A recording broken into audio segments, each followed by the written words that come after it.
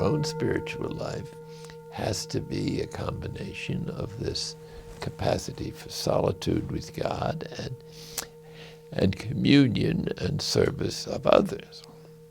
Service is considered the best practice to further the interior life because it's closest to the idea of alert receptivity and passivity that is not just emptiness, but openness to the inspirations of the Spirit. So it's an active doing nothing. And that this has to be expressed, especially in servant leadership. And I think for a while the Church of the Middle Ages lost that vision of Christ as servant leader in the sense that it joined forces with political powers. Maybe that was historically inevitable because there was no other kind of force to establish a fairly safe society for people. But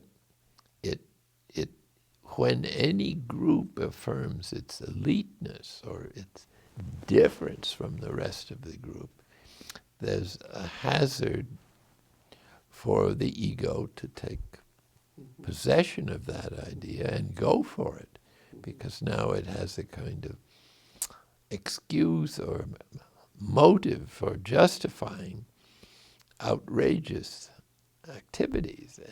And we see that Jesus emphasized servant leadership to his apostles over and over again. A real leader is the one who's the servant of all. So servant leadership is an expression of our realization that everyone else is not only equal but probably better than us, and that whatever we do for others is not to fix them, which presumes that we know how to fix, or even to help them, which indicates we're in a superior position, but is the privilege of serving them in gratitude as members of this body that is being transformed into God and in which God dwells. And this is what Jesus said, you serving in the needy is the person you're really serving is me. So he doesn't need our leadership, but he does need our service that manifests the divine humility in taking the lowest place, or in moving out of all the infinite privileges of the belonging to the essence of the divine nature. Now, if that was really interiorized,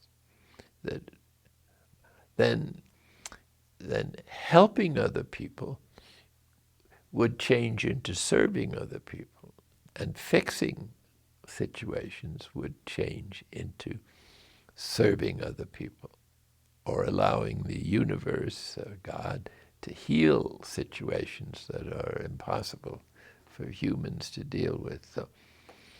So this is what servant leadership is, that we teach so vigorously in contemplative outreach. And it's the prayer that enables us to see the equality, or to see that we're sharing an experience that is much greater than any kind of particular problem that might arise. So when we get up from the seat, we're not about to fix anybody, including ourselves, because that would be a judgment that they need fixing and that we're the right person to fix it. So there's a certain presumption there that really is not real. But by making oneself a servant of everyone, then the divine healing or the redemptive work of Christ can flow through us without our getting in the way. And so servant leadership leads to gratitude, whereas as just helping or fixing others presupposes a superiority in some degree that may create frustration in our labors. So the most beautiful thing about the spiritual journey is that we are being gradually conformed to Christ crucified, which means Christ in his humanity and ours in our humanity is being invited to surrender, turn itself over completely to God out of love. And in the full consciousness that this is a service that is being offered to God for the whole human race, not just ourselves or our particular friends or companions or enemies for that reason. The heart and the spiritual journey has to become big enough to take everybody in who ever lived, past, present, and to come, because they are loved by God to the point of trying to save them by completely identifying with the human condition and sin. And doing that involves identification with the consequences of sin.